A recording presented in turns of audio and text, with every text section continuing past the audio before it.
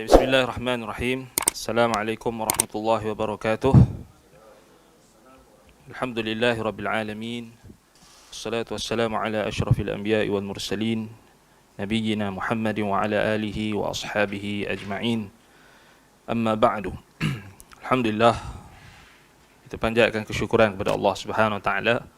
Pada malam ni kita dapat bertemu dalam majlis ilmu, dalam kuliah akidah kita, kuliah Al-Qaulul Mufid ala Kitab Tauhid, karangan Al-Allamah Al-Faqih Syekh Muhammad bin Salih Al-Utsaimin rahimahullahu taala. Baik, yang mana kita akan sambung pada masih lagi dalam bab yang kedua, Fadlu Tauhid wa ma yukaffiru minadz dzunub. Dan dalam buku kita itu pada halaman 82, 82. Iaitulah kita masuk membahaskan ulasan Syekh rahimahullah ta'ala terhadap dalil yang kedua ataupun dalil yang kedua daripada bab ini, iaitulah hadis Nabi SAW, iaitulah hadis Ubadah ibn Samit radhiyallahu ta'ala anhu. Baik, jadi hadis ni kata Syekh di sini, sabda Nabi SAW, man syahida an la ilaha illallah, barang siapa bersaksi bahawa tidak ada ilah yang berhak diibadahi dengan benar kecuali Allah. Man syartiyah, jawabnya Allah akan memasukkannya ke syurga meski apapun amalannya. Syahadah adalah pengakuan dengan lisan, keyakinan di dalam hati dan dibenarkan dengan anggota badan. Baik, sebelum itu kita refresh balik hadis tu. Baik, hadis Ubadah ibn Samit radhiyallahu an, hadis yang diriwayatkan oleh Imam Al-Bukhari dan juga Muslim. Begitulah juga Imam Tirmizi dan Ahmad. Baik, jadi hadis Ubadah ni, Ubadah bin Samit radhiyallahu an.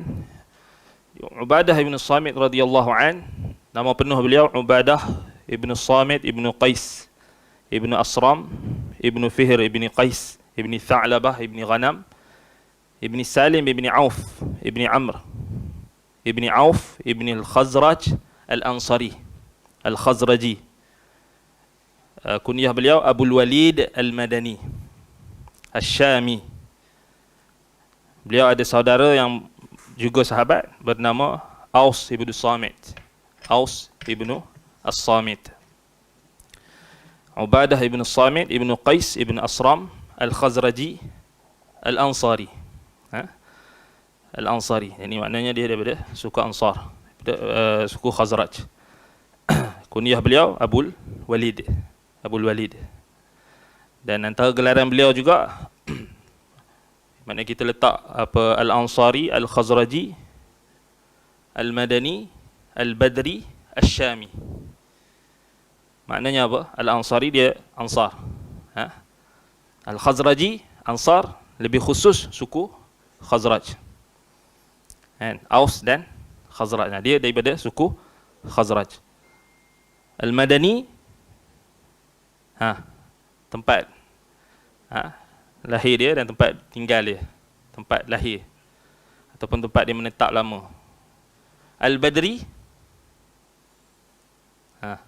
Al-Badri,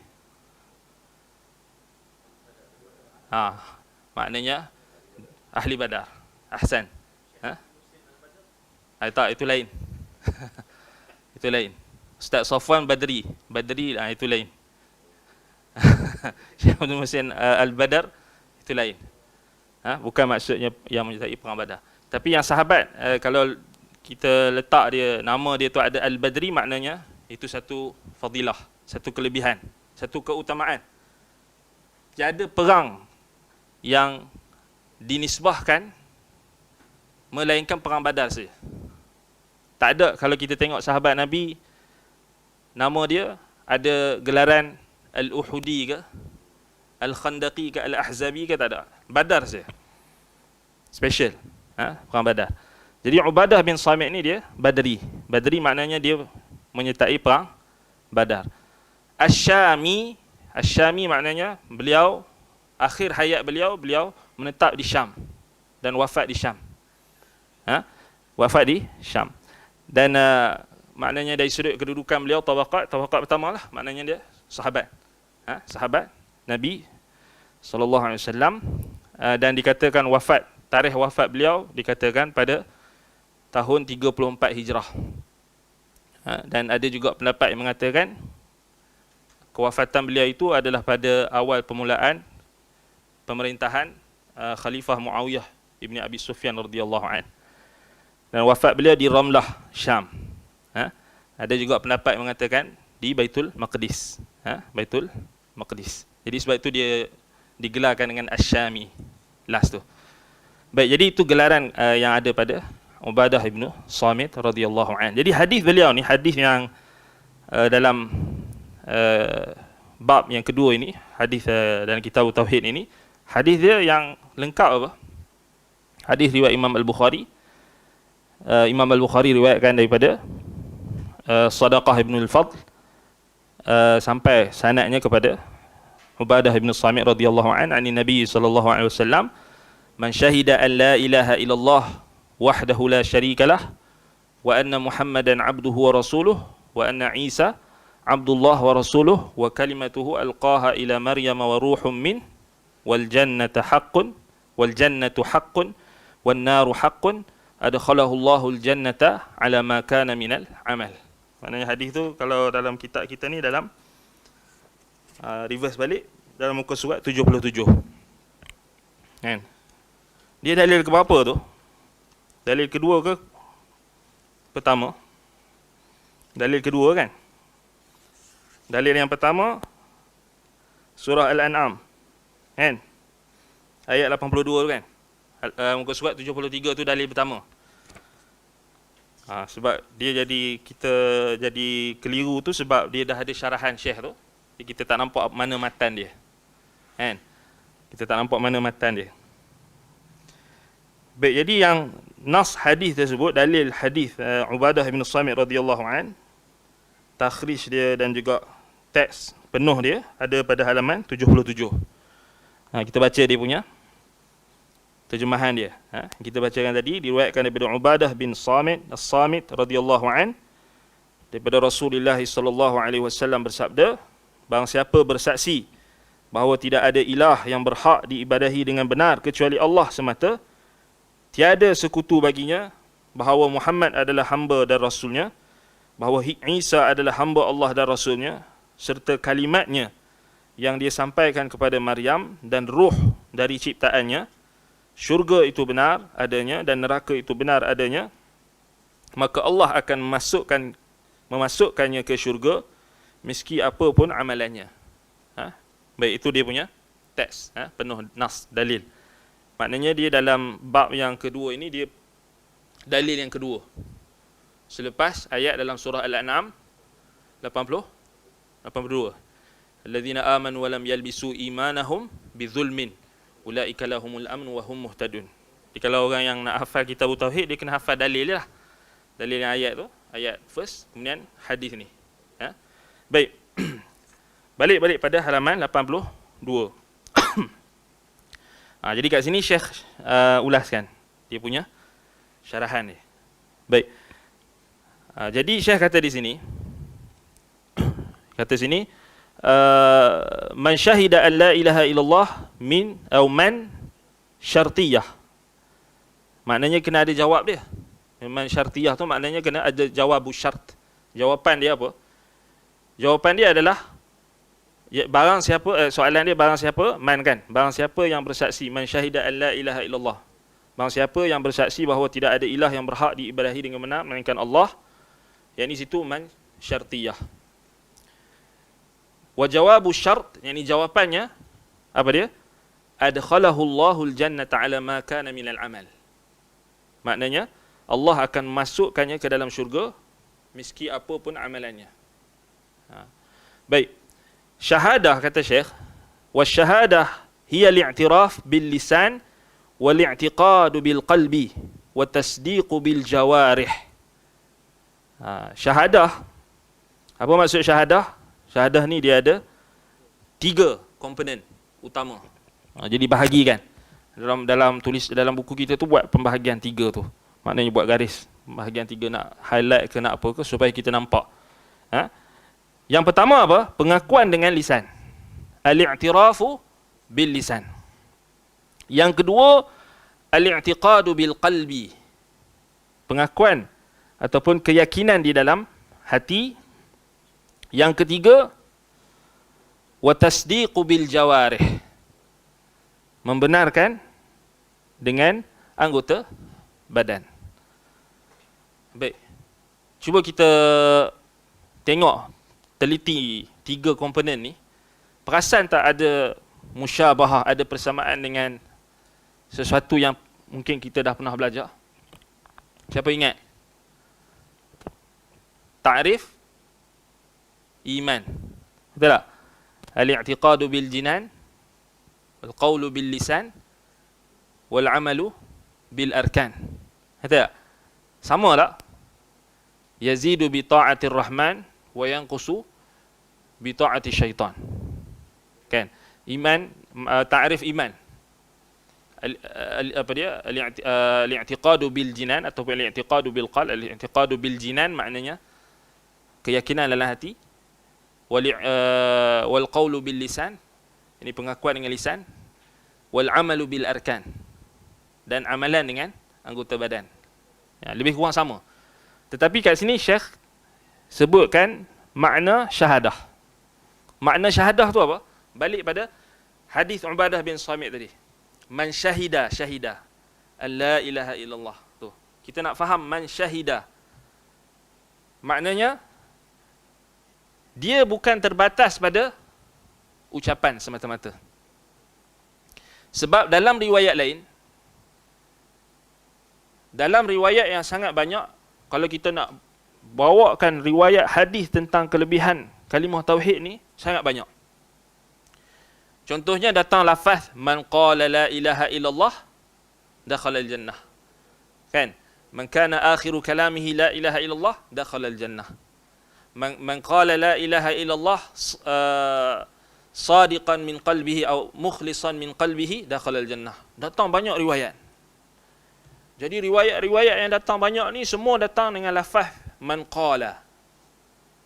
Barang siapa yang mengucapkan la ilaha illallah, maka dia masuk syurga. Barang siapa yang akhir kalamnya la ilaha illallah, dia masuk syurga.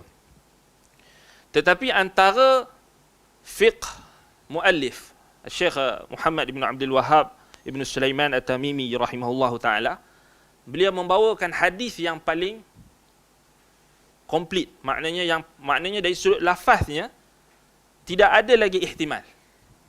Ini antara fiqh Syekh, fiqh muallif.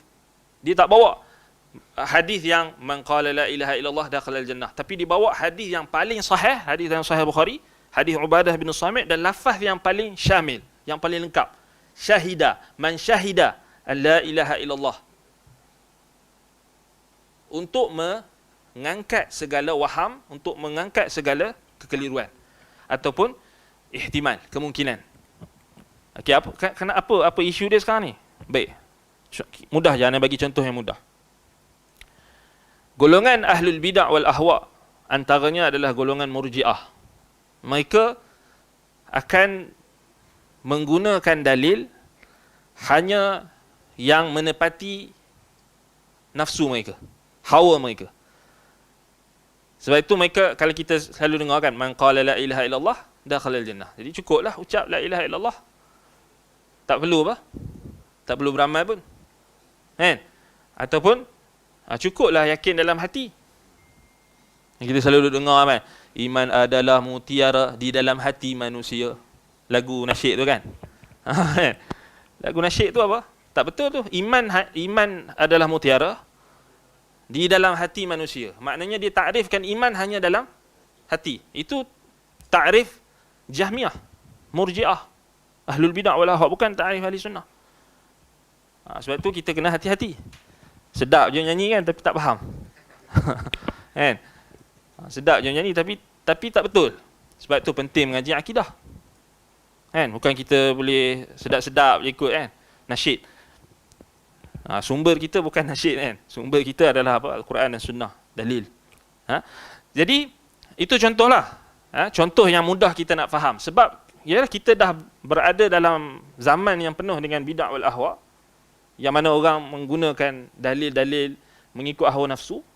Dia ambil hadis yang man qala la ilaha illallah dakhala jannah. Cukup cukup dalam hati, cukup ucap. Itu sebenarnya takrif Jahmiyah. Maknanya Jahmiyah mereka membataskan kita kata nutqu bisyahadah ataupun iman itu sendiri, takrif iman itu sendiri mereka hanya bataskan pada hati dan juga lisan. Adapun ahli sunnah tidak. Sebab itu Syekh tekankan dekat sini, asy-syahadah 3 komponen. Al-i'tiraf bil lisan, wal i'tiqad bil qalbi, wat tasdiq bil jawarih. Mesti kena ada 3 ni. Sebab itu pengakuan dengan lisan, keyakinan dalam hati dan pembenaran dengan anggota badan. Maknanya mesti diamalkan. Itu maksud syahadah. Jadi kita kalau ada orang yang baru nak masuk Islam, kena explain. Wajib explain.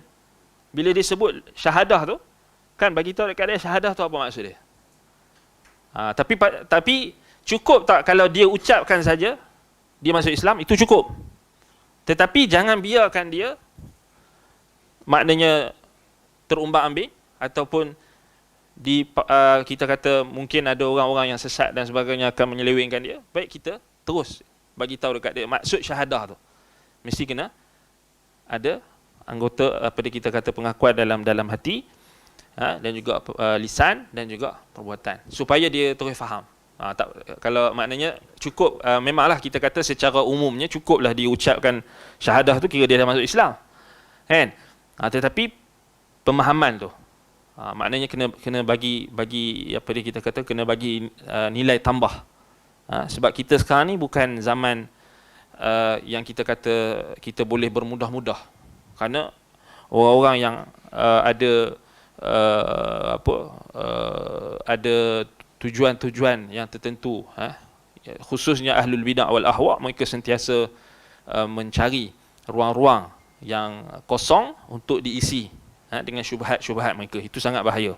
Sebab itu datangnya kita kata pengajian akidah ini, khususnya pengajian akidah ahli sunnati wal jamaah, maknanya ulama-ulama ahli tahqiq, mereka mengarang kitab, mensyarahkan kitab tauhid, mengarang kitab-kitab akidah salaf dan sebagainya untuk menutup ruang-ruang yang boleh membuka kesesatan. Baik. Kemudian kata Syekh di sini, Syekh kata syahadah ya al-i'tiraf bil lisan wal i'tiqad bil qalbi wa tasdiq bil jawarih. 3 tu. Wa illa fahiya kadhibun. Maknanya kalau tak ada 3 ni, dia adalah dusta. Dalam terjemahan tu tak ada.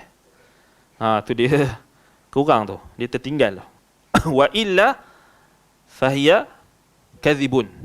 Ni tambah dekat situ, dekat lepas anggota badan tu, dengan anggota badan tu tambah jika tiada ketiga-tiga ini, maka ianya pendustaan.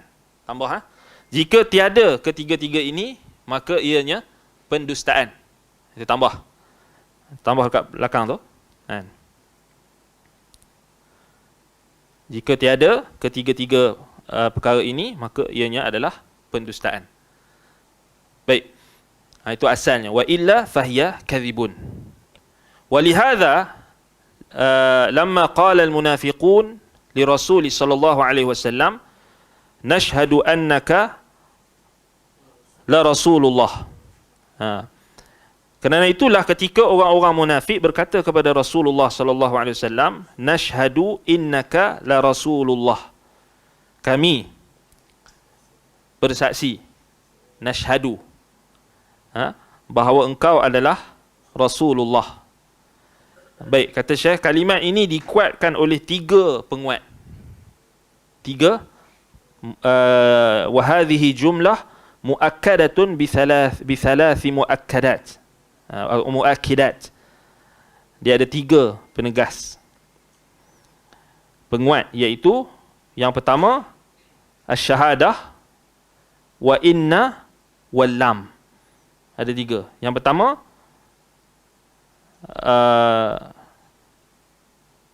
Kesaksian tu syahadah.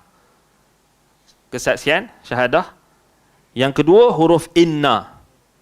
Inna, sesungguhnya. Dan lam taukid. Lam taukid bermakna benar-benar, sungguh. Nashhadu. Ni perkataan orang munafik ni. Dalam surah Al-Munafiqun yang first kan. Nashhadu innaka la rasulullah. Okay, dia ada 3 taukid. Menunjukkan mereka betul-betul nak bagi tahu mereka ni kononnya mereka betul-betul mengakui dan menyaksikan Rasulullah itu adalah benar-benar Rasul. Ya, engkau wahai Muhammad benar-benar Rasul, sungguh dan benar Rasulullah. Baik. Lam taukid, ini lam. La Rasulullah. Lam tu dipanggil lam taukid ataupun lam al-muzahlaqah.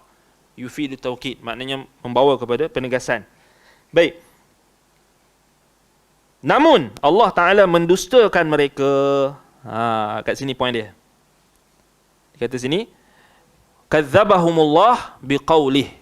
Kadzabahumullah biqaulih. Tetapi Allah mendustakan penyaksian mereka, pengakuan mereka melalui firman-Nya. Allah kata apa? Wallahu yashhadu innal munafiqina lakadzibun. Yang ni syahadah datang daripada siapa? Tuhan terus. Bukan daripada manusia, bukan daripada makhluk, datang daripada Tuhan. Allah kata apa? Wallahu yashhadu. Yang ni syahadah tu datang daripada Allah, kerana Allah tahu batin mereka. Allah tahu isi hati mereka. Wallahu yashhadu innal munafiqin lakadzibun. Sesungguhnya orang-orang munafik itu benar-benar pendusta. Dan Allah datangkan dengan 3 taukid juga. Yashhadu, syahadah, penyaksian. Inna, sesungguhnya, yakni orang-orang munafik, al-munafiqin, lakadzibun. Lam taukid. Allah balas balik 3 dengan 3 penegasan. Dan lebih kuatlah kerana dia Allah. Baik. Jadi kata Syekh di sini, falam yanfa'hum hadzal iqrar bil lisan.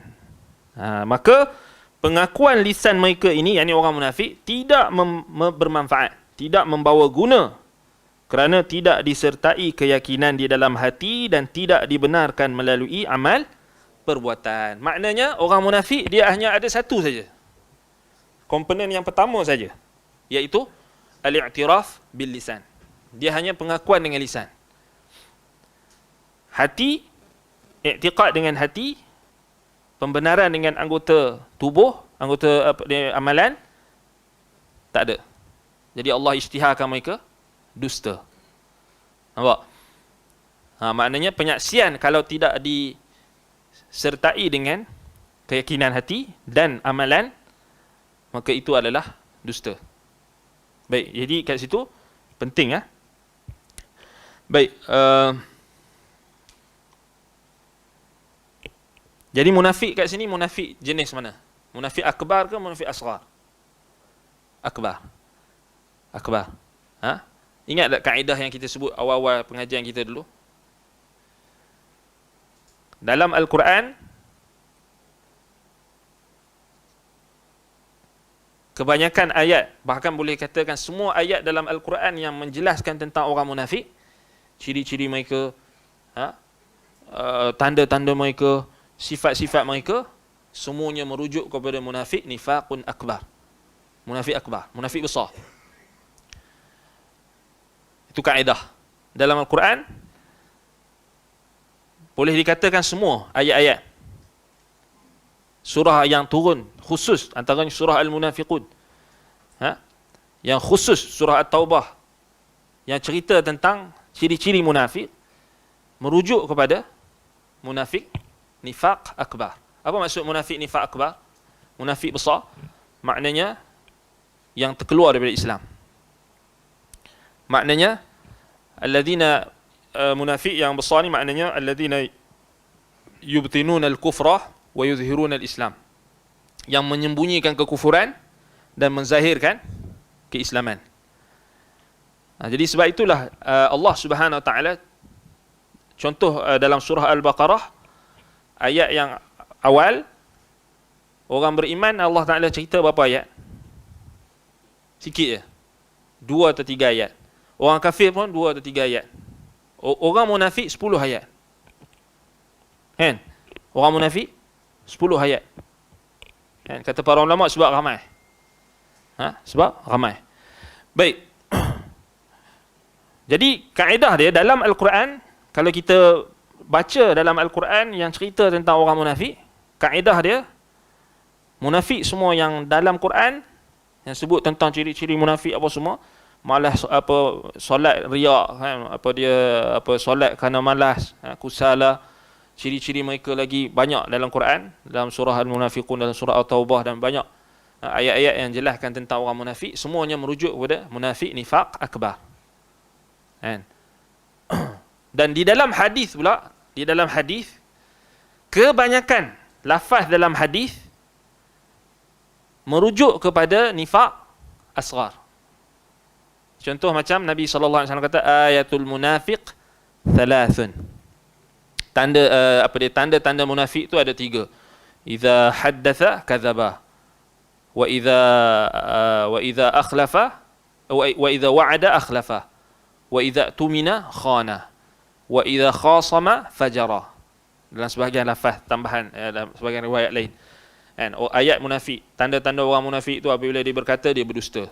Idza haddatha kadzaba, wa idza wa'ada akhlafa, bila berjanji dia mungkir janji. Wa idza tumina khana, bila diberi amanah dia khianat. Wa idza khasama fajara, bila dia bergaduh dia melampaui batas. Dia melampaui batas. Kan? Itu merujuk kepada munafik nifaq kecil, nifaq asghar.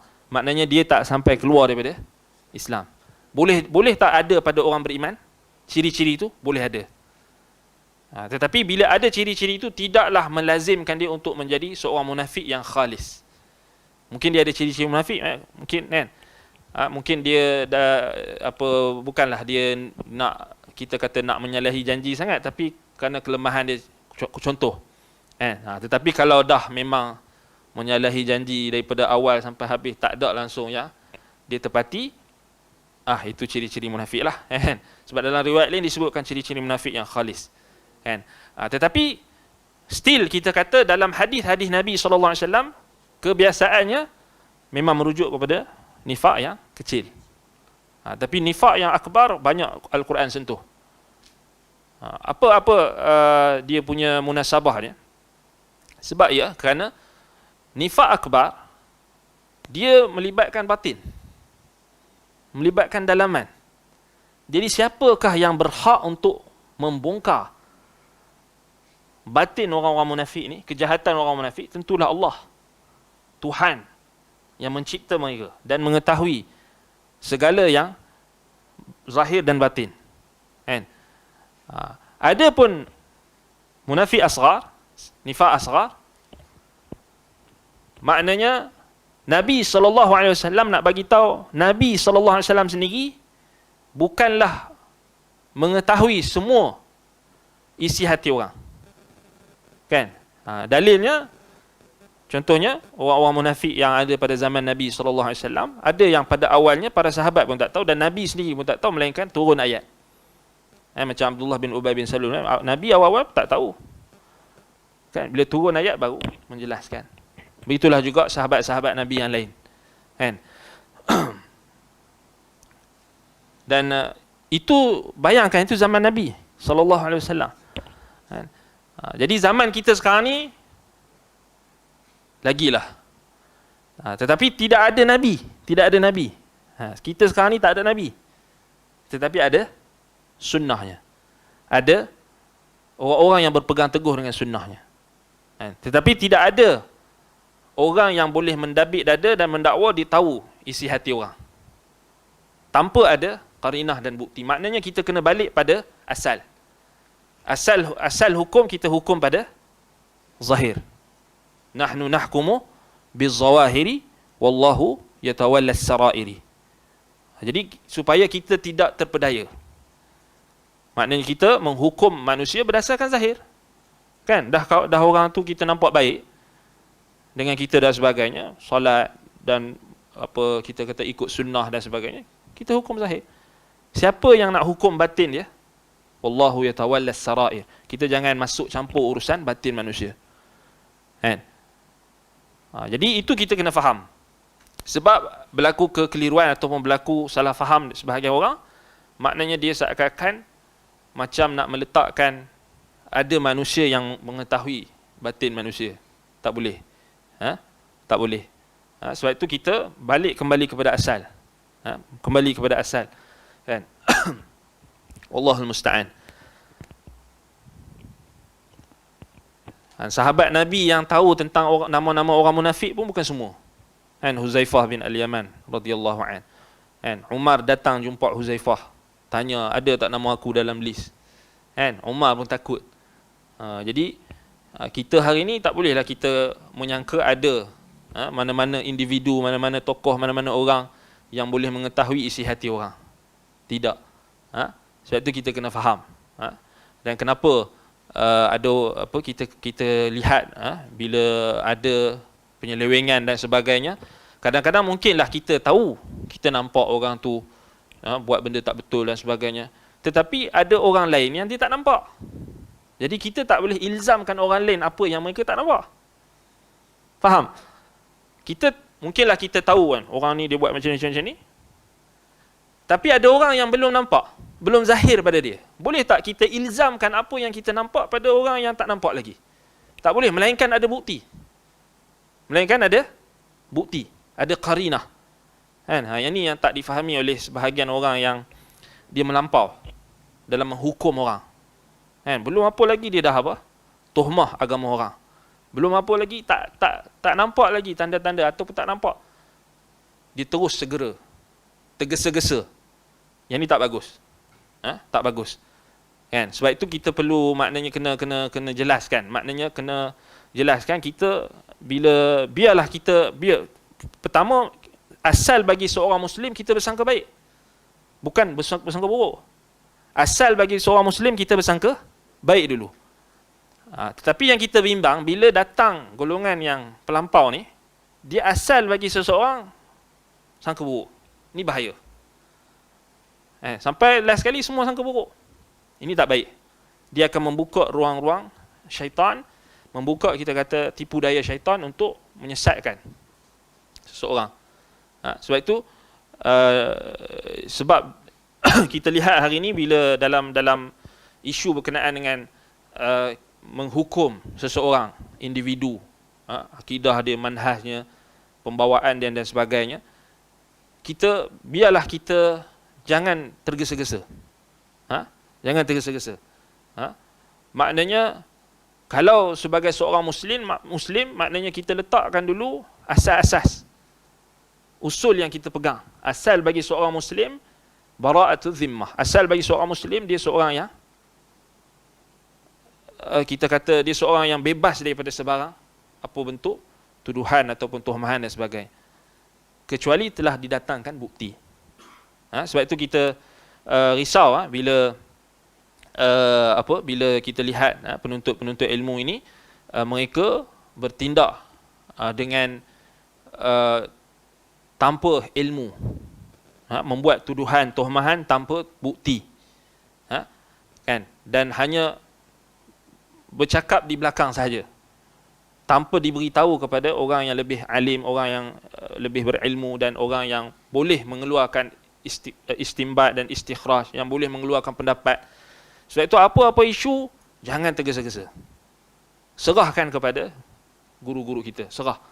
Maknanya nak tanya tentang sesuatu perkara dan sebagainya, maknanya kalau ada perkara lebih-lebih lagi yang melibatkan fitnah, melibatkan perbezaan pendapat dan sebagainya, kita tahan diri dulu. Biar kita kata serahkan kepada orang yang lebih tahu. Fas'alu ahla dzikri in kuntum la ta'lamun. Wa syawirhum fil amr. Wa amruhum syura bainahum. Maknanya kita istisyar, minta pendapat. Apa-apa saja. Kalau kita rasa macam belajar akidah ni, kita ada confuse. Katakanlah, masuk dalam bab ni nanti, bab itu nanti, kita ada confuse, kita ada kekeliruan. Jangan kita biarkan kekeliruan kita itu terus keliru, terus bertambah lagi, terus rabut lagi. Kita tahan, kita tak mau tanya. kemudian kita buat keputusan sendiri. Ini bahaya. Ini bahaya. Maknanya kita, bila kita dah belajar dengan guru kita tu, maknanya kita kena jadikan guru kita tu sebagai orang yang kita tanya pendapat dia. Tak ada masalah. Kita bukannya tok guru yang kalau murid tanya marah. Kan? Tanya je kan? Tanya. Tak ada masalah. Tanya. Kalau kita tak tahu pun kita cakap kita tak tahu. Kita berhenti dulu, tak apa, tak ada masalah. Kita minta taufik daripada Allah, kita doa, hidayah, petunjuk dan sebagainya. Kita minta, kita buat kajian dan sebagainya. Tak ada masalah. Kita berhenti dulu. Beza dengan kalau kita tergesa-gesa. Susah.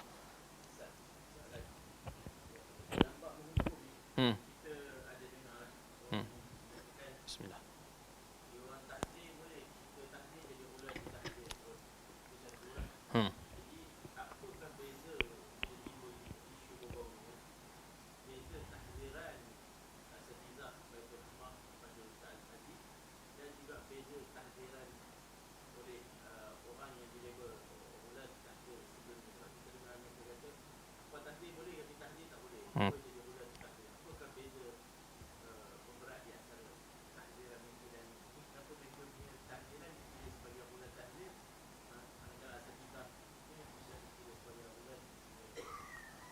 Ahsan. Barakallahu fikum. Baik, soalan bagus. Baik, jadi soalan dia, apa yang membezakan antara dua bentuk tahzir? Apa maksud tahzir? Maknanya memberi amaran, memberi peringatan. Itu asal tahzir. Tahzir ni bukanlah perkara yang kita kata, asalnya dia bukanlah benda yang negatif. Tahzir ni wasilah.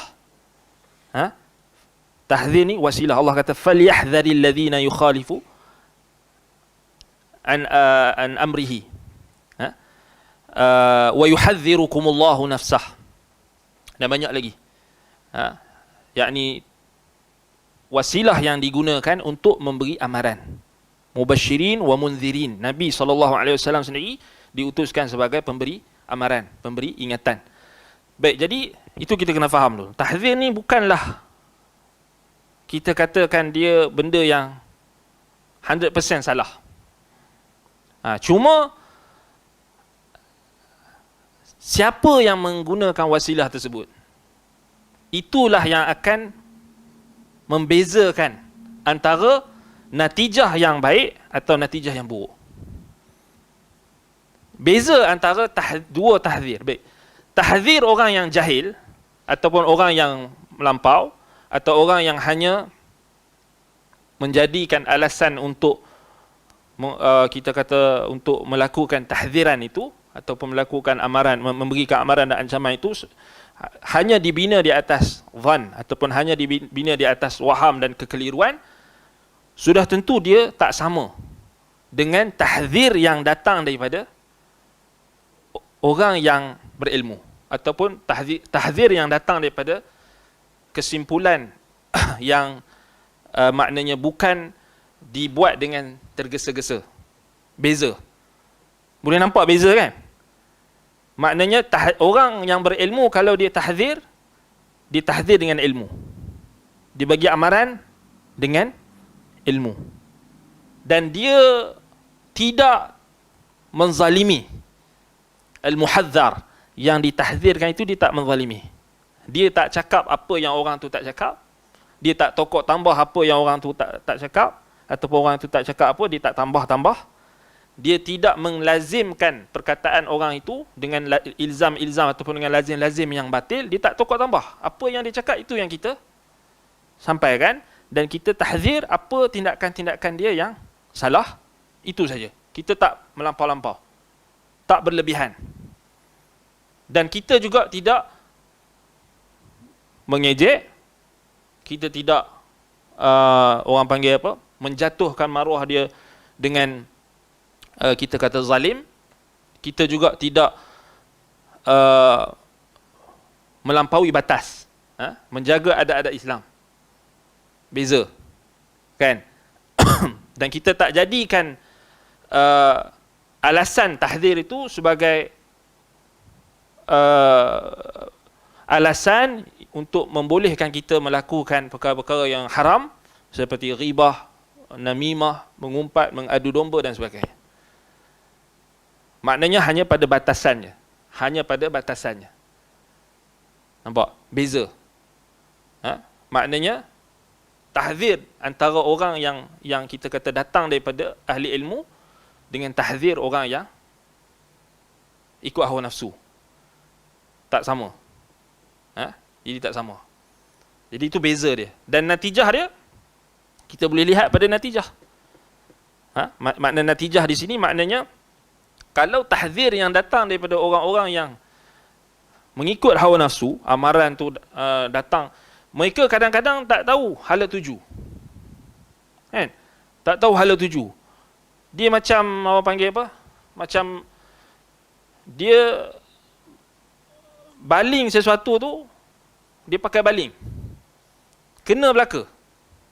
Orang ni kena, orang tu kena, orang ni kena, semua kena. Faham? Kan? Jadi dia nak, asalnya dia tak tahulah, kita pun tak tahu dia nak tahzir siapa pun tak tahu. Last sekali dia tahzir semua asatizah. No? Kita tak tahu. Dia macam peluru sesat. Pergi kat sini, pergi sana, pergi sini, dia tak tahu. Bukan peluru sesat, kita nak kata apa? Macam peluru sesat lah. Tak tahu kat siapa dia nak pergi. Last sekali semua asatizah kena tahzir. Nampak? Kan? Mujarrad orang tu duduk sebelah tu, dia kena tahzir terus. Orang tu pergi bermajlis dengan tu, tahzir terus. Orang tu share perkataan ni sikit, terus kena tahzir. Ini, itu kita kata tak ada objektif.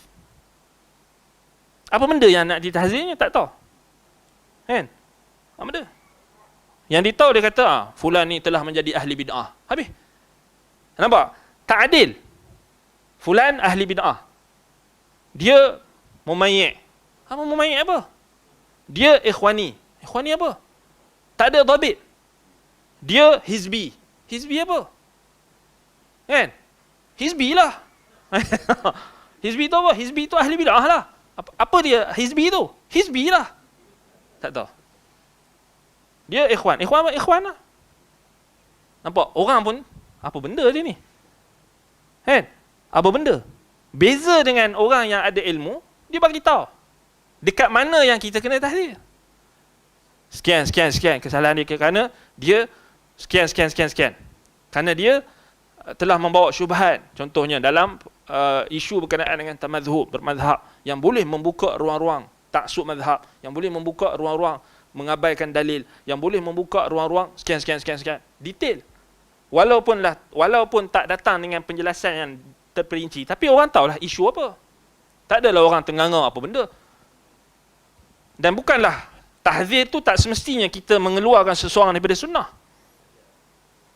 Kan? Tahzir tak semestinya kita mengeluarkan orang yang kita tahzir itu daripada wilayah sunnah. Ini kita kena faham. Tetapi golongan yang tak ada ilmu, golongan yang tak ada disiplin dan jahil ini, yang kita kata melampau ini, dia keluarkan orang suka hati je daripada sunnah. Sebab dia sendiri tak tahu apa maksud mengeluarkan orang daripada sunnah tu. Dia tak tahu apa. Bahkan lebih dahsyat lagi, dia tak tahu apa implikasi hukum dia kepada orang. Macam ada puak-puak ni, dia tuduh asatizah kita menghalalkan riba. Dia tuduh asatizah kita menghalalkan riba. Dia faham tak apa maksud tuduhan, tuhmahan kepada orang Muslim, seorang Muslim menghalalkan riba? Apa maksud dia? Dia tak faham. Maksudnya takfir. Tapi dia mudah keluar. Ustaz ni dia kata menghalalkan riba. Wih, mudah sangat. Sebab apa? Sebab dia jahil. Dia tak tahu apa implikasi tuduhan dia tu. Berbeza dengan orang alim. Orang alim dia tahu. Dia nak kata fulan tu ahli bid'ah pun berat. Dia nak kata fulan dan alan tu keluar daripada sunnah pun berat. Nampak? Sebab dia ada warak, dia ada khasyah, dia ada takutkan Allah. Sebab dia amanah. Tapi orang yang jahil ni bukan tahu apa. Ada orang tuduh asatizah kita menghalalkan riba. Dia tak tahu. Dia seronok je. Cakap kat orang ni, cakap kat orang tu. Ustaz tu halalkan riba. tak faham apa maksud halalkan riba tu. Maknanya dia kafirkan ustaz tu. Tapi dia tak pernah rasa bersalah. Yang penting, seronok. Puas hati aku. Kan? Jangan ikut dia. Pasal dia, suka hati dia. Itu menunjukkan dia jahil. Sebab itu tahzir ni, kalau kita kena faham, maknanya, sebab itu hikmah bila berlaku peristiwa yang baru-baru ini, kita dapat belajar macam mana cara aplikasi tahzir tu. Dengan benar, dengan adil, dengan hikmah. Kan? Dan melegakan semua pihak. Kan? Melegakan semua pihak. Dan bukan bermaksud bila kita tahzir tu, maknanya kita terus keluarkan orang yang kita tahzir tu keluar daripada Islam ke, atau keluar daripada sunnah ke, ataupun keluar daripada apa, tak? Ya.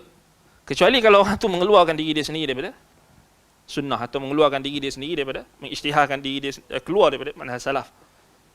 Wallahul musta'an. Tetapi kita nak bagi tahu dekat sini penting. Dia sebab apa? Sebab bermudah-mudah. Bahaya. Bermudah-mudah. Sebab itu kalau ada yang jenis orang yang kita jumpa ni jenis dia cepat nak jatuh hukum ni, hati-hati. Kena hati-hati.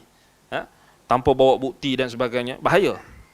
Itu beza dia. Kita tengok beza dia, kita boleh tengok pada dari sudut praktikal, dan kita tengok natijah. Itu beza dia. Baik, sama juga macam apa saja pun perkara, kalau kita tengok pada ma'al, dia panggil fiqhul ma'al. Fiqhul ma'al ni makna kita tengok pada natijah. Natijah sesuatu. Maknanya kita akan nampak perkara itu macam mana bahaya dia. Kan? Macam mana bahaya dia, macam mana dia punya tahap bahaya dia dan sebagainya, kita boleh bezakan. Baik. Balik pada kitab kita. Baik, jadi syahadah di sini, kata Syekh di sini, falam yanfa'. Maknanya orang munafik punya syahadah tadi tidak bermanfaat. Kerana dia tidak cukup 3 komponen tu. Dia hanya ada satu saja. Fala tatahaqqaq syahadah illa bi'aqidati fil qalbi wa i'tirafi bil lisan wa tasdiqi bil amal. Kata Syekh, maknanya pengakuan lisan mereka ini tidak membawa guna, tidak bermanfaat kerana tidak disertai keyakinan dalam hati dan tidak dibenarkan melalui amalan perbuatan. Mereka hanya ada satu saja, mereka hanya ucapkan di lisan. Baik. Wa qawluhu sallallahu alaihi wasallam, sabda Nabi sallallahu alaihi wasallam, la ilaha illallah. Maknanya tidak ada sembahan yang patut diibadahi dengan benar kecuali Allah. La ma'buda ala wajhin yustahaqqu an yu'bada illallah. Sama je kan yang sebelum ni kita dah sebut kan. La ma'buda bihaqqin illallah. La ma'buda bihaqqin illallah. La ma'buda haqq illallah. Ataupun la ma'buda ala wajhin yustahaqqu an yu'bad illallah. Syekh pelbagaikan apa ni penggunaan lafaz. Tak ada masalah, sama je. Maknanya kalau kita tengok dalam terjemahan tu tak ada bezalah. Tidak ada sembahan yang patut diibadahi dengan benar kecuali Allah. Kata Syekh lagi sini, wa hadhihi al-asnam allati tu'badu la tustahaqqu al-ibadah li'annahu laysa fiha min khasa'isil uluhiyati syai'. Maknanya patung-patung yang disembah, berhala-berhala yang disembah itu tidaklah pantas untuk diibadahi kerana sama sekali tidak memiliki ciri-ciri khusus ketuhanan. Khasa'is al-uluhiyah. Tiada ciri-ciri ketuhanan. Sebab apa penting kita kena tekankan khasa'is uluhiyah ni? Ciri-ciri ketuhanan ni. Sebab apa? Mesti kita kena jelaskan. Bila kita sebut tentang khasa'is uluhiyah, maknanya untuk kita membezakan antara dakwaan golongan yang mendakwa kononnya bila kita isbatkan nama-nama ataupun sifat-sifat Allah ni, kita menyamakan Allah dengan makhluk. Jadi bila kita isbatkan khasa'is uluhiyah, maknanya khususiyah Tuhan, keistimewaan yang ada hanya pada Tuhan, yang milik Tuhan, sudah tentulah dia akan mengeluarkan daripada tumahan ataupun tuduhan ataupun dakwaan golongan-golongan yang akan mendakwa. Kalau kita isbatkan sifat, kita isbatkan nama-nama Allah, ataupun kita isbatkan nama-nama yang mungkin ada persamaan dengan makhluk dari sudut lafaz dan sebagainya, melazimkan tashbih. melazimkan persamaan. Jadi itu sebab kenapa kalau kita tengok Syekh ulama-ulama akidah, mereka sangat tekankan tentang khasais ilahiyah, khasais. Sebenarnya ulama salaf memang dah takrir perkara ni. Contohnya macam Imam Ibn Khuzaimah rahimahullah dalam kitab Tauhid. Kitab Tauhid. Beliau bawakan ayat-ayat yang ada persamaan antara Tuhan dengan makhluk, kan? Contohnya macam Nabi Isa alaihi salam. Nabi Isa alaihi salam meniupkan roh kepada jasad ataupun kita kata patung burung yang dia buat, kan? Jadi dia meniupkan roh, menghidupkan, kan? Ada tak persamaan dengan dari sudut Allah Subhanahu Wa Taala juga menghidupkan? Ada persamaan, tetapi yang membezakan antara kedua persamaan tadi adalah apa? Khasais ilahiyah, khasais uluhiyah. Penting. Penting kalau kita mengaji akidah, ini sangat penting. Kalau kita buka kitab Tauhid Imam Ibn Khuzaimah. Imam Ibn Khuzaimah dia rad dengan bawa dalil. Bawa dalil, bawa ayat Quran, bawa hadis. Dia bawa ayat Quran hadis dia, suruh kita tadabbur. Itu rad dia, bantahan. Kan? Imam Ad-Darimi dalam Ar-Raddu 'ala al-Jahmiyah wa Zanariqah, beliau pun bawa dalil dan beliau bawa istinbat. Beliau bawa dalalah aqliyah, yakni logik yang ada dalam Quran dan Sunnah. Sama juga macam Syekhul Islam Ibn Taymiyah rahimahullah. Manhaj dia sama dengan Imam Ad-Darimi, Imam Ibn Khuzaimah. Jadi maknanya penting kita kena isbatkan khasais uluhiyah tu. Maknanya Allah Ta'ala dia ada keistimewaan dia. Makna khasais tu maknanya perbezaan dia dengan makhluk lah. Kan? Perbezaan. Jadi sebab itu kalau kita bincang tentang Asma'ullahil Husna, simple je kita nak faham, kan? Macam contoh, isbatkan tangan Allah tak samalah dengan makhluk, sebab tangan Allah itu dinisbahkan kepada Allah. Sudah tentu dia ada khasais uluhiyah, keistimewaan, yakni sifat Tuhan yang khusus yang tidak ada pada makhluk. Itu very simple kita nak faham. Kenapa ulama-ulama akidah mereka tekankan istilah khasais uluhiyah. Jadi sama juga macam Syekh sebut di sini, al-asnam allati tu'badu la tustahaqqu al-ibadah li'annahu laysa fiha min khasaisil uluhiyah syai'. Jadi berhala-berhala yang disembah itu tidaklah pantas untuk diibadahi kerana sama sekali tidak memiliki ciri-ciri khusus ketuhanan. Kan? Contoh yang mudah nak faham, dia boleh ke dengar permintaan kita? Tak boleh dengar. Kan? Tak boleh dengar. Dia boleh ke nak selamatkan diri dia sendiri? Tak boleh. Tak boleh. Itu contoh. Qauluhu wahdahu la syarikalah. Wahdah lil itsbat. Baik, sabda Nabi SAW, wahdahu la syarikalah. Wahdah adalah penguat, penetap, untuk menetapkan ibadah hanya untuk Allah. La syarikalah adalah penguat untuk meniadakan dalam segala hal yang menjadi kekhususan Allah seperti rububiyah dan uluhiyah, juga nama-nama dan sifat-sifatnya. Jadi bila Nabi SAW sebut man syahida an la ilaha illallah wahdahu la syarikalah, wahdahu la syarikalah tu ada isbat dan juga ada nafi. Wahdah isbat, la ilaha illallah. Kalau kita kalimah tauhid tu la nafi, illa isbat, la ilaha illallah. Tapi kat sini terbalik, Nabi terbalikkan. Nabi isbat dulu baru nafi. Kan? Man syahida an la ilaha illallah wahdahu la syarikalah. Wahdah isbat. Maknanya kita terjemah apa? Hanya satu-satunya dia yang berhak disembah. Wahdah. Dan bila kita sebut asyhadu an la ilaha illallah wahdah, maknanya isbat. La syarikalah maknanya nafi. Kita menafikan, kata Syekh di sini, la syarikalah lin nafyi fi kulli ma yakhtassu bihi min ar-rububiyyati wal uluhiyyati wal asma'i was sifat. Untuk menafikan segala apa yang menjadi khusus bagi Allah berupa sifat rububiyah, uluhiyah dan asma' wa sifat. Yakni khususiyah maknanya yang menjadi keistimewaan Allah sahaja, yang ada rububiyah, uluhiyah, asma' wa sifat. Rububiyah yang kita bincangkan sebelum ni lah. Siapa tak ingat kena murajaah. Kena murajaah. Rububiyah yakni berkait dengan penciptaan, al-khalq wa tadbir, pentadbiran, memberi rezeki, dan apa yang melibatkan apa dia kita kata sifat rububiyah bagi Allah. Maknanya khususiyah, maknanya keistimewaan yang ada pada Allah SWT. Rububiyah. Uluhiyah maknanya hak peribadatan, ibadah yang hanya pada Allah Subhanahu Wa Taala. Asma wa sifat, nama-nama Allah dan sifat-sifat yang khusus bagi Allah, yang tidak berkongsi, yang maha sempurna, yang tidak ada, kita kata tiada bandingannya. Walillahil mathalul a'la. Bagi Allah itu, kata Ibnu Abbas, wasful a'la, sifat yang tertinggi. Hal ta'lamu lahu samiyya. Lam yalid wa lam yulad wa lam yakul lahu kufuwan ahad. Baik. Walihadza kana an-nabiy sallallahu alaihi wasallam. Jadi nafi tadi tu, nafi apa? Kita nak menafikan segala yang ada pada Allah itu tidak ada pada makhluk.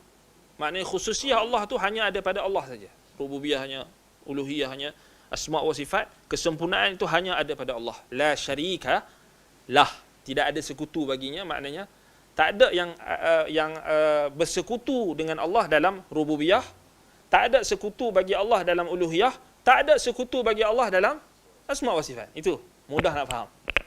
Kita sebut la syarikalah. Syahadu an la ilaha illallah wahdah la syarikalah. La syarikalah maknanya kita kata kita menafikan segala bentuk sekutu bagi Allah, sama ada dalam rububiyah, uluhiyah dan asma wa sifat. ولهذا كان النبي صلى الله عليه وسلم وغيره من المؤمنين يلجؤون إلى الله تعالى عند الشدائد. فقد جاء أعرابي إلى النبي صلى الله عليه وسلم وعنده أصحابه وقد علق سيفه على شجرة فاخترته الأعرابي وقال من يمنعك مني قال يمنعني الله ولم يقل أصحابي وهذا هو تحقيق توحيد ربوبية وهذا هو تحقيق توحيد الربوبية لأن الله هو الذي يملك النفع والضر والخلق والتدبير والتصرف الملكي إذ لا شريك له فيما يختص به من الربوبية والألوهية والأسماء والصفات. Baik, saya kata di sini saya bagi contoh peristiwa. Kerana itulah Nabi SAW dan orang-orang mukmin berlindung kepada Allah dalam segala kesusahan dan kesulitan. Syadaid. Suatu ketika datanglah seorang Arab Badui kepada Nabi SAW yang tengah duduk bersama para sahabat. Beliau menggantungkan pedang beliau di sebuah pohon, lalu si Badui mengambil dan menghunusnya. Lalu berkata, yakni dihunus kat Nabi. Lalu dia kata, siapa yang akan melindungimu dariku? Dia kata kat Nabi. Man yamna'uka, siapa yang akan lindung kamu? Maka Nabi SAW menjawab, Allahu yamna'uni. Ataupun yamna'unillah. Yamna'ni Allah. Allah yang akan melindungiku. Beliau tidak mengatakan ashabi. Nabi tak kata sahabat-sahabatku yang akan melindungi aku. Walhaz memang sahabat Nabi ramai ketika itu. Tapi Nabi cakap Allah. Allah. Beliau tidak mengatakan sahabat-sahabatku yang melindungiku. Inilah tahqiq, realisasi tauhid rububiyah. Kerana Allah lah yang berkuasa mendatangkan manfaat, mara bahaya, menciptakan, mengatur segala urusan dalam kekuasaannya. Kerana tiada sekutu baginya dalam kekhususannya seperti rububiyah, uluhiyah, nama-nama dan sifat-sifatnya. Nampak? Baik. Jadi beza orang sekarang kan. Siapa yang lindung kamu? Pokok. Macam itulah maksud dia. Pokok. Maknanya dalam syadaid, wali. Dalam kesusahan, siapa? Wali. Kami ada wali. Kami ada pokok. Yang nak minta kat pokok tu lah. Jadi sebab itulah kalau kita perasan, kita tengok bila berlakunya kesusahan, kemudaratan, macam contoh waktu pandemik dulu kan, kenapa ada asatizah kita yang tegur bila keluar kenyataan kita jaga kita tu. Memanglah bukan secara mutlak kita nak kata salah istilah tu. Kan? Sebab itu dia tengok, kita tengok macam ada dua pendapat kan. Kata, pertama yang kata tak ada masalah. Kan? Yang kedua, kita dengar asatizah yang daripada bidang akidah. Sudut pandang mereka lain. kena faham. Orang yang dalam bidang akidah ni, sudut pandang dia sebenarnya lain. Lain tu maknanya, mungkinlah kadang-kadang orang yang bukan bidang akidah ni dia tak nampak. Nampak? Sama macam isu mazhab baru ni, tamadhub. Orang yang bidang fiqah, dia tak nampak. Apa bahaya dia? Apa masalahnya tamadhub? Apa masalahnya kalau kita kata kita ikut mazhab Syafi'i, apa masalah? Memang tak ada masalah. Tetapi orang dalam bidang akidah dia nampak. Yang apa yang tak dinampak, apa yang tak mampu dicapai oleh orang yang dalam bidang syariah, fiqah. Apa salahnya dia kata taklid mazhab, apa salahnya? Tapi orang yang memperjuangkan akidah, orang yang bidang akidah, dia nampak. Dan apa yang dia paling nampak? Dia nampak tamadhub dalam erti kata mengambil pendapat mutaakhirin sehingga berlawanan dengan pendapat mutaqaddimin ataupun berlawanan pendapat-pendapat yang jelas dalilnya, hujahnya, itu sebenarnya dapat mencacatkan tajridut tauhid, yakni tajridul mutaba'ah. Dari sudut asyhadu anna Muhammadar Rasulullah, mutaba'ah. Dia dapat mencacatkan ittiba'. Tapi tak berlaku lagi, Ustaz. Memang tak berlaku lagi, sebab tu kita kena tutup. Dan sebab itu ulama-ulama mazhab Syafi'i sendiri, dalam ulama-ulama yang apa kita kata yang salafi, mereka sebut ciri-ciri mazahir taksub mazhab ni. Kan? Tetapi mereka hanya sebut ciri-ciri. Tetapi sampai pada a'immatud da'wah, yakni ulama-ulama akidah, mereka dapat rungkaikan apa puncanya. Taksub mazhab ni apa puncanya? Kerana kurangnya mutaba'ah. Nilai ittiba' tu, nilai mutaba'ah tu berkurangan. Sebab kalau nilai ittiba' tu kuat, dia takkan takwil lagi hadis. Dia takkan sanggup untuk bagi lagi, orang dah bagi hadis Nabi, dalil Nabi, hadis, Quran dan hadis yang sahih, dia takkan sanggup untuk cakap berkata fulan dan alan, berkata ulama ini, kata ulama. Betul tak? Ulama akidah, imam-imam dakwah, a'immatud dakwah, kan? Mereka bahas. Sebab itulah dalam kitab Usulus Sittah, kemudian dalam Masailul Jahiliyah, ada bincangkan tentang antara perkara yang menjadi adat kebiasaan jahiliyah, antaranya adalah tamjidul aba', ta'zim al-ulama wal masyayikh wal madhahib, ta'zim al-ajdad wal aba', mengagungkan nenek moyang, mengagungkan tradisi, mengagungkan mazhab, mengagungkan ulama lebih daripada Quran dan Sunnah. Itu mungkin orang-orang yang bidang fiqah, dia terlepas pandang. Jadi dia sepatutnya kena berterima kasih. Terlepas pandang. Betul. Kan? Sebab ulama akidah, mereka punya view tu daqiq, dalam. Dan sebenarnya ini ialah fiqh salaf. Kalau tengok macam mana Umar bin Al-Khattab radhiyallahu an, ketika ada orang yang mula pergi dekat syajarah, dekat pokok yang para sahabat bai'atul ridwan,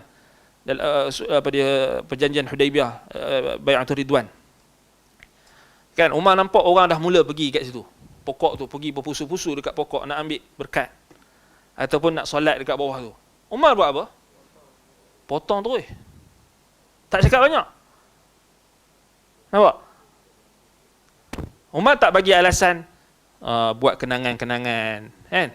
Macam tu. Apa salahnya? Kan peringatan, memori, silam apa benda ke apa, tak ada. Teori tak, praktikal terus.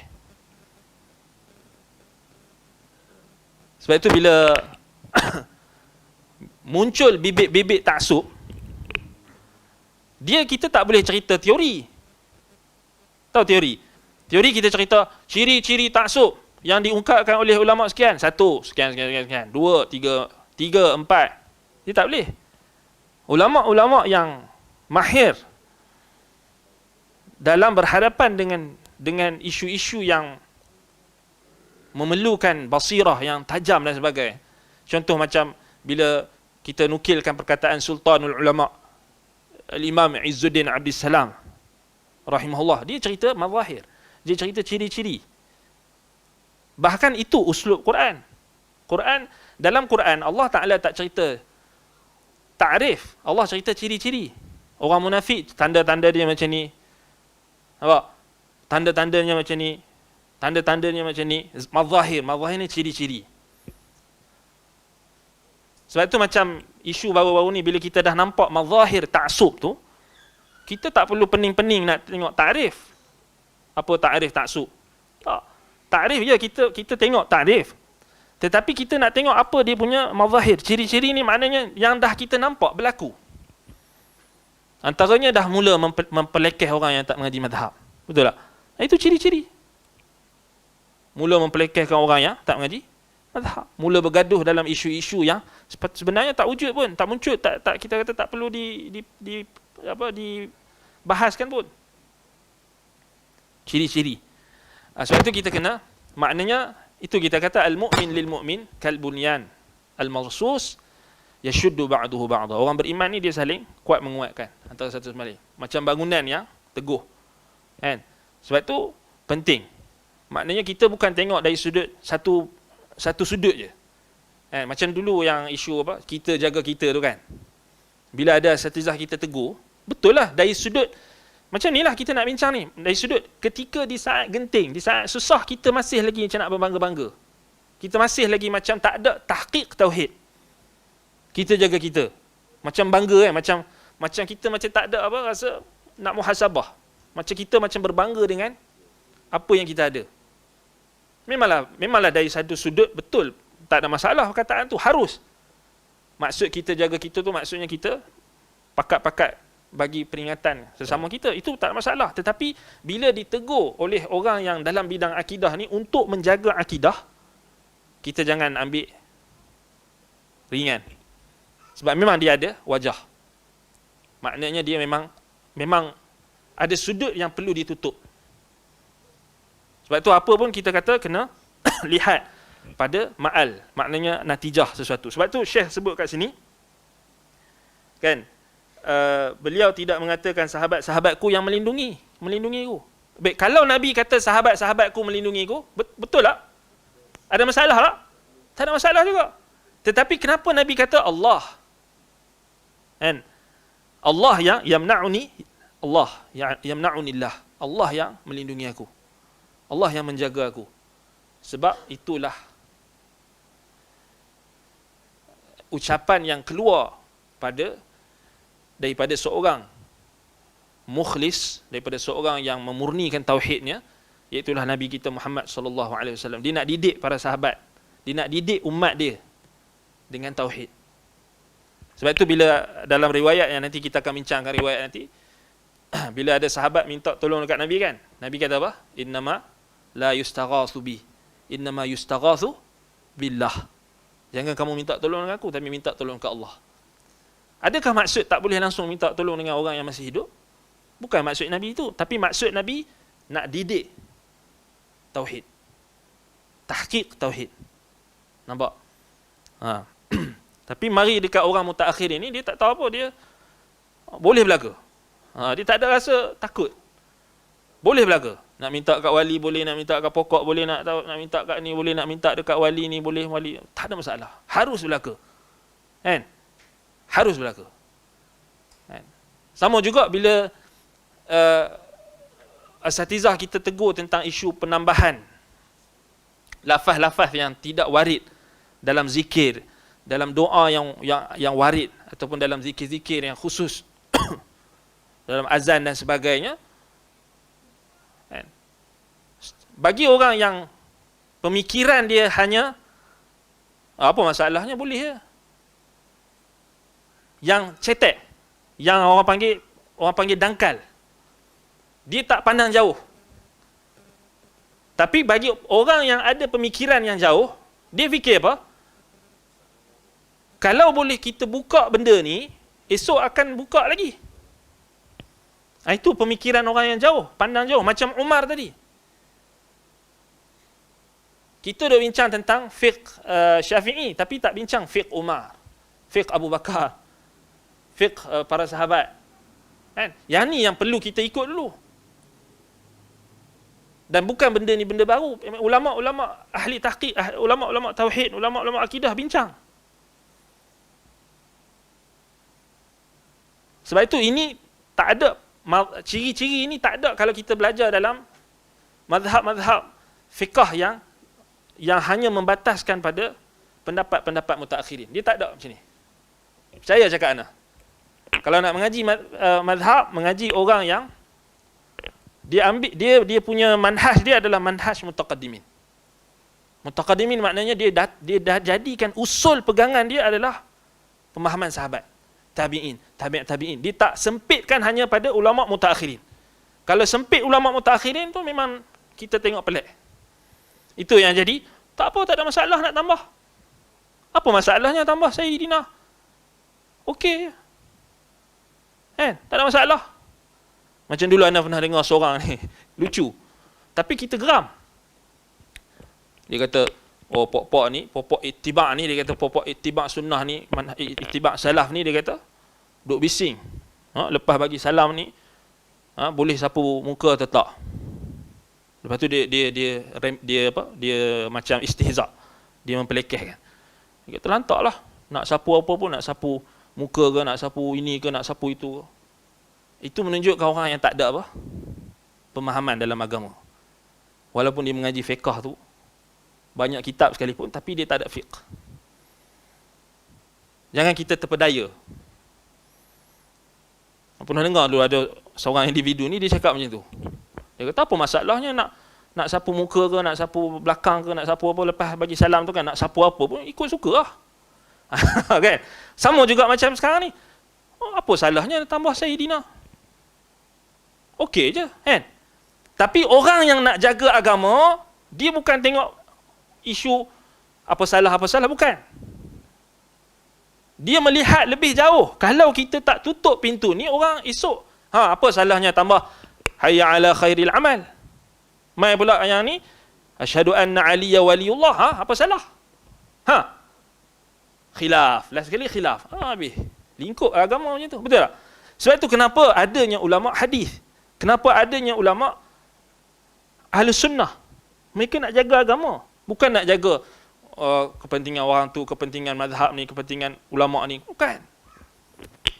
Nak jaga agama. Nak jaga agama ni kena tegas lah. Dah tak boleh lah. Kenapa nak tambah juga? Kan? Nak tambah juga. Jadi dibimbangi nanti akan, kalau kita bagi tambah satu, tambah lagi dua, esok tambah 3, 4, 5, 6, last sekali. Tapi agama ni jadi tokok tambah orang. Itu ada kaedah saddud dzari'ah. Menutup pintu-pintu kerosakan. Sama juga macam isu tamadhub. Bila dah jadi tamadhub ni, bermazhab ni dijadikan sebagai daidan, dijadikan sebagai adat, dijadikan sebagai asas. Kita wajib bermazhab. Orang wajib bermazhab. Semua kena taklid. Dah lari tu. Mazhab ni wasilah, bukan rayah. Sebab itu fuqaha Syafi'iyah yang muasirin, yang kontemporari kan, dia pun tak terlampau ketat macam tu. Kan? Maknanya mereka tahu asal orang awam ni memang dia tak bermazhab. Mazhab dia adalah mazhab ustaz dia. Mazhab dia adalah mazhab mufti dia. Itu yang ala tahqiq. Ala tahqiq. Maknanya kita tak boleh ilzamkan orang dengan satu mazhab. Tak boleh. Kalau tak jadi taksub. Jadi taksub. Dan perkara ni tak boleh kita biarkan kerana dah kita asatizah kita yang mengajar kita, yang senior, yang dah meninggal dunia, yang dah mengajar kita untuk kita kata menta'zimkan dalil, mengagungkan sunnah. Tiba-tiba dia pun dah tutup dah pintu ni, tiba-tiba datang nak buka balik. Isu dia akan jadi masalah. Dia akan jadi masalah. Ya, bermazhab, kita tak larang untuk bermazhab, tetapi bukan kita menyeru kepada taksub mazhab. ataupun menyeru kepada kita kata menyempitkan. Bermazhab itu hanya kita ambil pendapat-pendapat golongan mutaakhirin. Itu bahaya. Dan ini disentuh dan dinasihati oleh ulama-ulama Syafi'iyah sendiri di Mesir. Antaranya Syekh Ahmad Al-Jauhari Al-Azhari Al-Syafi'i. Dia sebut, dia tegur orang-orang yang nak bermazhab ni, tetapi mereka hanya jadikan mutaakhirin itu sebagai asas. Mereka tak lihat dah yang asal dan apa sebenar tujuan bermazhab ni. Kita suruh belajar mazhab tu pasal kita nak suruh ajar macam mana cara, tengok macam mana fuqaha istinbat hukum, macam mana cara mereka bahas, itu saja. Tapi bukan kita jadikan itu syiar. Kan maksudnya wajib mazhab. Last sekali balik pada taklid. Last sekali balik pada taklid. Taklid ni dia lawan terus dengan ittiba'. Dia lawan, dia tak boleh. Sebab itu kata Al-Imam Abu Ja'far At-Tahawi rahimahullahu ta'ala. Dan kalam Imam At-Tahawi ni memang tersebar luas pada zaman dia dan menjadi syiar bagi ahli sunnah untuk membatalkan orang yang taklid. Imam At-Tahawi pernah datang seorang lelaki, jumpa Imam At-Tahawi nak bahas tentang satu isu. Kemudian bila Imam At-Tahawi bawa dalil, lelaki tadi berkata Abu Hanifah. Kemudian dia kata kat Imam At-Tahawi, bukankah kamu ikut Abu Hanifah? Sebab Imam At-Tahawi kan asal mazhab Syafi'i, kemudian jadi mazhab Hanafi. Kan? Pasal dia merajuk dengan pak menakan dia, Al-Muzani. Imam Al-Muzani tu pak menakan dia, Al-Muzani. Ini Syarh Sunnah Al-Muzani. Nasiru madhabi kata, maknanya murid utama Imam Syafi'i, Al-Muzani, Imam Al-Muzani. At-Tahawi, Abu Ja'far At-Tahawi, yang kita mengaji akidah Tahawiyah dengan Ustaz Abu Mubarak. At-Tahawi, kan? Dia asalnya mazhab Syafi'i. Tapi bila dia belajar dengan Al-Muzani dalam satu masalah, Al-Muzani ni belim dia. Al-Muzani ni maki dia. Pasal dia tak faham satu isu. Kan? Bila dia kena marah dengan Al-Muzani, dia merajuk. Dan dia tinggal ke mazhab Syafi'i. Dan dia bertukar jadi mazhab Hanafi. Tapi bila dia sampai kat Mesir, bila dia ada kat Mesir, dia bertemu dengan orang yang bermazhab. Orang yang bermazhab tu pelik. Bila Imam At-Tahawi tak ikut pendapat imam dia, yang ni Abu Hanifah. Jadi dia pun berhujah. Orang yang berdebat dengan At-Tahawi ni berhujah. Dia kata, bukankah kau ikut Abu Hanifah? Kemudian Imam Abu Ja'far At-Tahawi kata apa? La yuqallidu syakhsan illa asabiyyun aw ghabiyyun. Itu memang jadi syiar. Makna kalam tu tersebar waktu tu. Apa maksud dia? La yuqallidu illa asabiyyun aw ghabiy. Tidaklah seorang itu bertaklid melainkan dua saja. Asabi maknanya taksub. Yang kedua, ghabiyyun, bodoh. Itu kalam Imam Abu Ja'far At-Tahawi. Kalam yang muwaffaq, kalam yang kita kata tersebar. Lepas tu perkataan tu jadi tersebar. Ibn Hajar Al-Hafiz Ibn Hajar Al-Asqalani rahimahullah dalam Lisanul Mizan, bila ataupun dalam salah satu kitab tarajim, bila jelaskan tentang biografi Abu Ja'far At-Tahawi, disebutkan kalam tu dinisbahkan kepada Imam Abu Ja'far At-Tahawi. La yuqallidu illa asabiyyun aw ghabi. Maknanya tidak ada orang yang taklid bila dah sampai padanya hujjah, dalil jelas, masih lagi nak taklid dekat imam dia, masih lagi nak taklid dengan guru dia, masih lagi nak taklid dengan mazhab dia.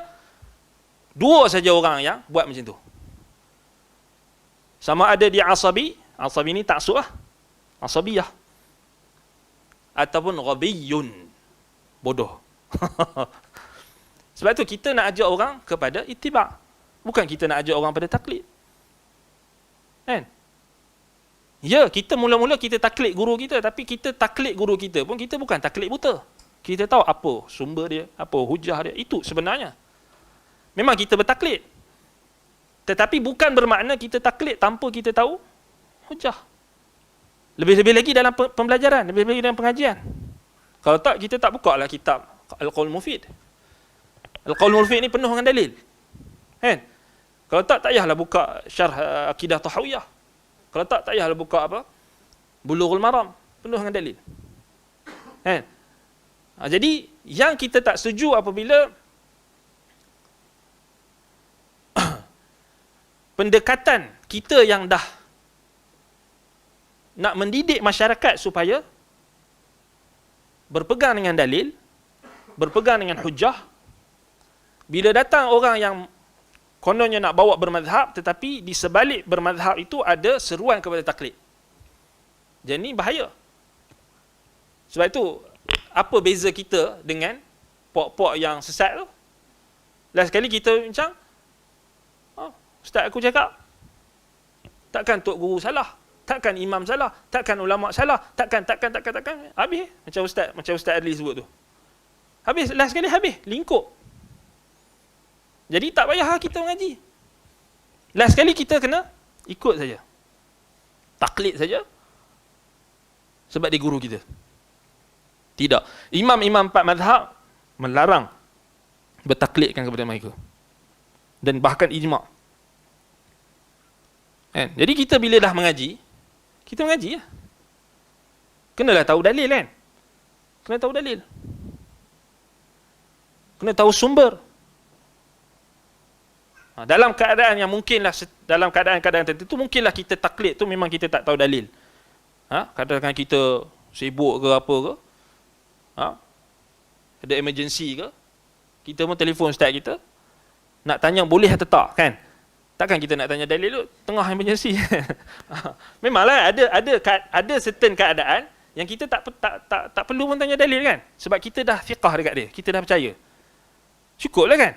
Memanglah. Tapi bila dah belajar fiqh muyassar, belajar lagi usul tafsir, belajar qaulul mufid kat sini, belajar bulughul maram, takkanlah tak boleh tanya dalil kot. Dah memang ada dalil. Dah memang kitab kita tu penuh dengan dalil. Jadi peliklah. Kan? Jadi peliklah.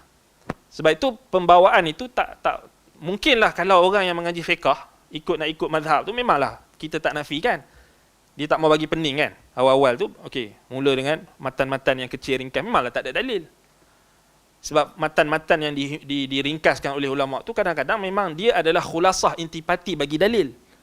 Kan? Kitab matan Abi Syuja' dan sebagainya kan, macam dalam fiqh mazhab Syafi'i. Kita tak ada masalah. Tetapi bila terlampau ketat, maknanya terlampau sampai tak boleh langsung nak tahu dalil, sampai tak boleh langsung nak apa, kita kata nak terbuka sedikit. Dan seakan-akan macam orang awam ni semua tak tahu apa. Tak betul. Pendekatan tu tak betul. Kan? Cara tu tak betul. Jadi dia memang akan bertembung lah. Dia akan bertembung. Pasal kita dah dididik untuk apa? Ta'zim dalil. Untuk kita tahu tentang sumber. Sebab kalau kita biar macam tu, apa beza kita dengan geng-geng yang tu? Khurafat apa semua tu, bawa hadis palsu apa semua, tak perlu tanya dalil. Pasal syekh aku cakap, ustaz aku cakap. Kan? Ambon nukil saja. Habis. Jadi tagline Ambon nukil. Habis. Rosak. Dalam kitab. Ada dalam kitab. Jangan tanya. Dalam kitab. Dah dalam kitab ada. Habis. Sami'na wa ata'na. Kitab tu dia ingat kitab tu Quran ke? Bukan Quran pun. Kalau dalam Quran tak apa juga. Ini kitab tah hadis palsu mana? Kitab mana tah? Sekarang ni dah lah orang yang tulis pasal sihir pun dianggap sebagai apa? Sihir dan nujum, perbomohan, perdukunan pun dianggap sebagai agama. Kan dah bercampur bau. Lepas tu kita masih lagi macam nak bermudah-mudah. Tak mendidik masyarakat dengan kembali kepada hujjah, kembali kepada dalil. Sedangkan ini adalah apa? Asas dakwah para nabi dan rasul, mengajak kepada hujjah. Sebaliknya, orang yang menentang dakwah nabi dan rasul, mereka mengajak kepada taklid buta. Tu ingat perkataan Abu Ja'far At-Tahawi tu. La yuqallidu illa asabi aw ghabi. Tak taklid melainkan orang yang taksub dengan orang yang bodoh. Betul tak tu? Kan? Pasal orang dah bawa dalil, dia kata, mazhab cakap macam ni. Kan? Ini dalil Quran hadis ni. Quran dengan hadis macam ni. Mazhab kata macam ni. Dua je. Taksub, bodoh. Ikut perkataan Imam Abu Ja'far At-Tahawi. Dan ulama telah berijma', sepakat, al-muqallid la yu'addu min ahli al-ilm. Orang yang taklid, dia bukan ahli ilmu. Bukan ahli ilmu. Jadi kalau bukan ahli ilmu, tak layaklah untuk kita ambil ilmu daripada orang yang muqallid. Sebab dia hanya muqallid. Muqallid namanya hanya ikut.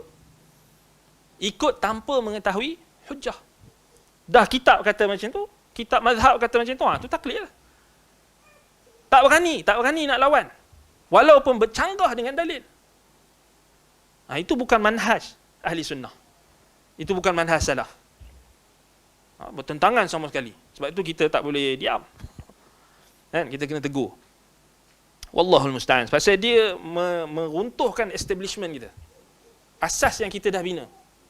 Guru-guru kita dah bina. Tempat-tempat pengajian sunnah ni khusus. Memang kita nak didik orang untuk berpaut pada dalil. Berpaut pada kebenaran. Bukan berpaut pada individu, berpaut pada tokoh, berpaut pada mazhab tertentu, menyempitkan. Tak. Kalau tak, memang kita memang dia memang runtuhkan tu establishment. Asas yang dah dibina oleh guru-guru kita, pendakwah-pendakwah sunnah yang sama ada yang masih hidup atau yang meninggal dunia. Yang mungkin kita pun tak kenal dia orang dulu-dulu berjuang. Lawan benda ni, lawan taklid buta ni. Tiba-tiba ada orang nak masuk balik taklid buta ni, sikit demi sedikit. Sebab tu kena tutup. Bukan kita tak bagi mengaji mazhab. Silakan. Tapi bila dah ada mazahir, ada ciri-ciri taksub ni, kena tambih, kena tutup. Sebab tu nasihat orang yang nak mengaji mazhab Syafi'i, dia kena cari guru yang pertama salafi. Itu asasi. Kalau tak, dia akan celaru. Nak mengaji mazhab Syafi'i, pastikan guru kita tu akidah dia betul-betul pure. Manhaj pun manhajnya salafi. Kalau cari yang jenis pelik-pelik ni, habis. Dia akan rosak. Itu yang jadi, berkata fulan dan alan dalam kitab ini, boleh bertabaruk dekat kubur. Apa dalil dia? Dalam muktamad mazhab ada, dia kata. Kitab muktamad mazhab, dia kata ada. Habis rosak. Siang dia mengaji kitab tauhid. Atau malam dia mengaji kitab tauhid. Kan? Ustaz dia ajar kitab tauhid, ajar tentang tak boleh tabaruk dekat kubur, larangan binaan kubur. Pom bagi. Malam dia mengaji fiqh, ustaz dia kata boleh tabaruk. Pening tak? Lingkup lah. Sebab tu kita tak boleh duduk diam. Kita kena tegur ni kemungkaran. Lingkup, habis.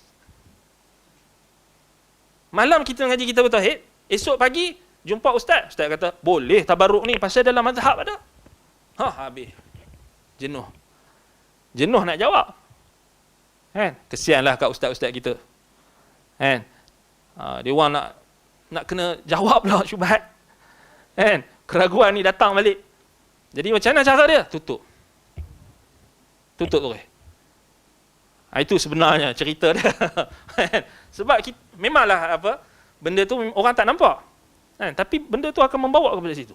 Kita bukan kata tak boleh mengaji mazhab, tapi akan bawa. Kan? Asatizah kita dah bimbang dah tengok macam ni. Sampai tahap ni. Sampai nak pertahankan mazhab tu, intisar mazhab tu lebih daripada dalil. Datang dalil dah jelas. Dia nak betul mazhab juga. Itu memang ciri-ciri taksub. Kan? Asabiyun wa ghabiyun, kata Imam At-Tahawi. Taksub dan bodoh. Nak cakap apa lagi? Memang itu. Wallahul musta'an. Jadi kita kena maknanya bersyukurlah kalau kita maknanya kita jumpa jalan yang belajar, cara manhaj belajar dengan benar. Manhaj salaf, maknanya kita mengutamakan dalil. Kan? Mengutamakan Al-Quran dan hadis. Kita kena bersyukur. Kan? Ini nikmat. Nikmat.